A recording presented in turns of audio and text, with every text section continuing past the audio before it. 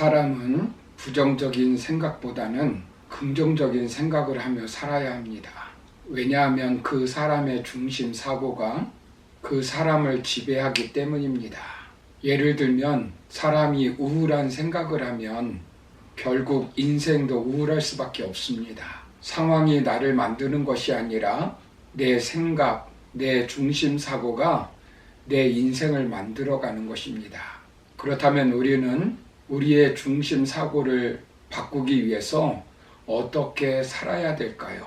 먼저 우리는 절망적 생각의 한계를 변화시키는 믿음을 가져야 되고, 두 번째는 능력의 한계를 뛰어넘는 믿음을 가져야 한다라고 지난 시간에 말씀드렸습니다.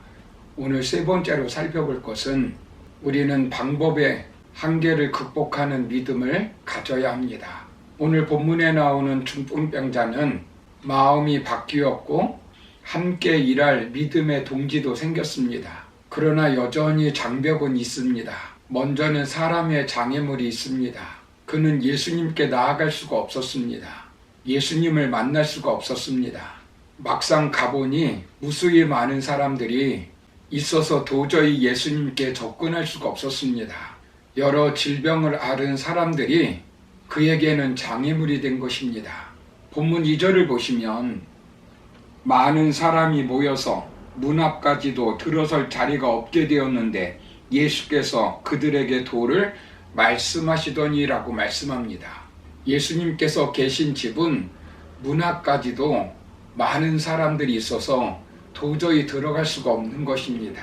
통행이 거의 불가능할 정도였습니다. 여러 지역, 여러 부류의 사람들이 예수님의 기적을 체험하고 구경하기 위해서 모인 것입니다. 두 번째는 시간상의 장애물이 있습니다. 지금 예수님은 환자를 고쳐주시는 때가 아니라 하나님의 나라 복음을 전하고 있는 때입니다. 병원 의사가 진료하고 있는 것이 아니라 학생들을 가르치고 있는 때였습니다. 이 때가 맞느냐 하는 것입니다. 예수님께 나아갈 수 있는 방법이 없는 것입니다. 이렇게 되면 사람들은 도저히 해결할 수 없는 방법이 없다고 포기하고 다시 집으로 돌아갈 것입니다.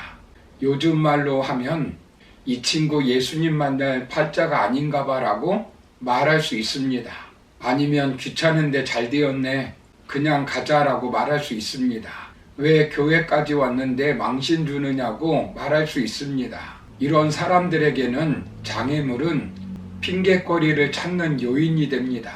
길이 막힐 때, 방법이 없을 때 핑곗거리를 찾으면 어떤 문제도 해결할 수 없습니다.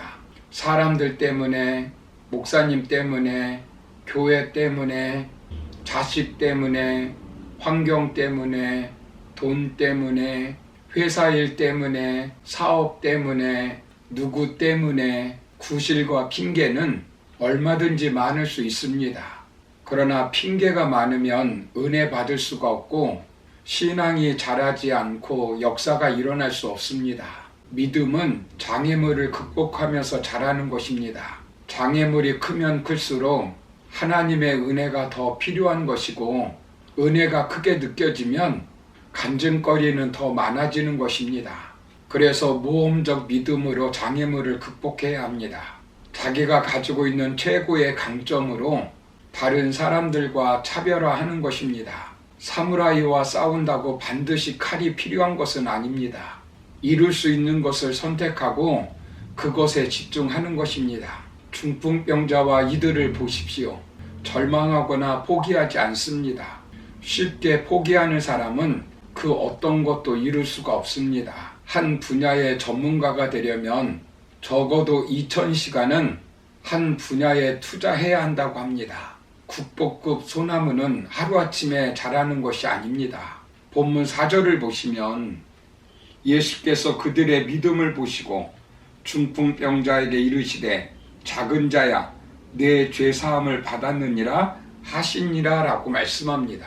친구들은 지붕 위로 올라갔습니다.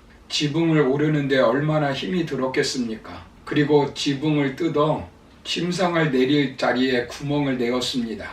무엇 때문입니까? 그 친구를 고쳐야겠다는 집념 때문입니다. 어떻게 해서든지 예수님께 가면 고침을 받을 수 있다는 믿음 때문입니다. 중풍병자를 불쌍히 여기는 사랑 때문입니다. 당시 가옥은 지금처럼 아파트가 아닙니다.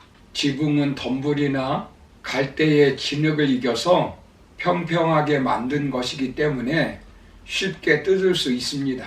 그렇다고 해서 이것이 아주 쉬운 것이 아닙니다. 남의 집입니다. 밑에는 예수님과 많은 사람들이 있습니다. 그리고 지금 설교하는 시간입니다. 상식에도 맞지 않고 예의에도 어긋나는 것입니다. 그러나 지금 평상시가 아닙니다. 평상시에는 예의나 상식이 통하지만 목숨이 걸린 전시입니다. 위기 상황입니다. 긴급성의 문제입니다. 우선순위의 문제입니다. 중요성의 문제입니다. 사람의 생명이 죽어가는데 상식과 예의를 찾을 때가 아닙니다. 우선 생명을 살려야 한다는 것입니다. 말씀의 상식이 거슬릴 때도 마찬가지입니다. 말씀 앞에 서는 것입니다. 장애물이 다가오면 방법의 한계성을 뛰어넘어야 합니다. 꼭 골리앗을 이기는데 창과 방패만 필요한 것이 아닙니다. 홍해를 건너는데 꼭 배가 있어야만 되는 것이 아닙니다. 여리고성을 무너뜨리는데 꼭 성을 부술 대포가 있어야만 되는 것이 아닙니다. 방법은 얼마든지 있습니다. 자신의 방법에 노예가 되어 그것으로 안 된다고 절망하지 말아야 합니다.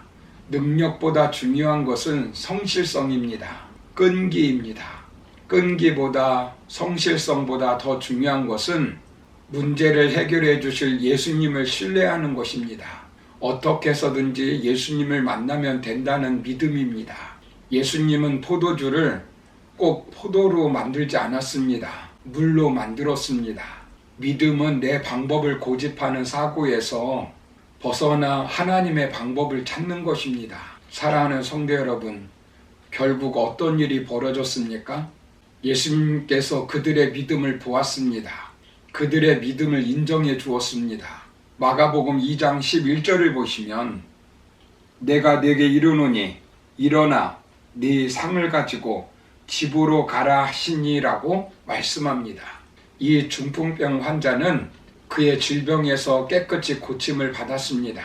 이 중풍병 환자는 질병에서 고침을 받으니까 어떤 결과가 벌어졌습니까?